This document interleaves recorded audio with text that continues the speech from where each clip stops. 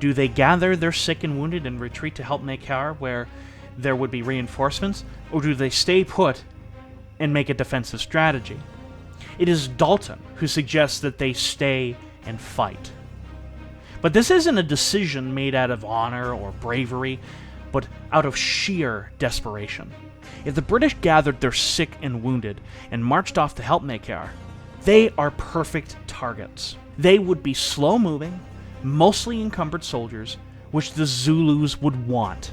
If they construct barricades, which Brumhead was already in the process of doing, they would at least have a fighting chance. This is where having Chard in command seemed to pay off the most. Together with Brumhead and Dalton, they deduced that Rorke's Drift actually makes a surprisingly good defensive position. The two houses are not overly far apart from each other, and there are stone walls already connecting them.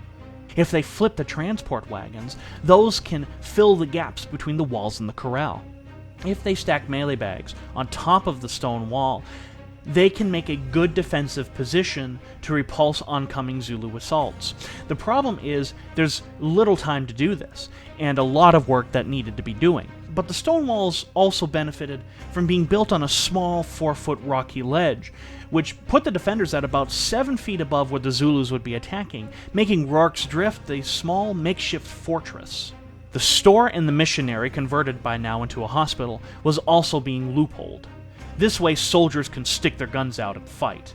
This hospital had about 11 rooms. 5 of them had no internal door, which means they needed to use the external door to get in and out of the building. There is also a shortage of windows, which would prove to be beneficial during the battle.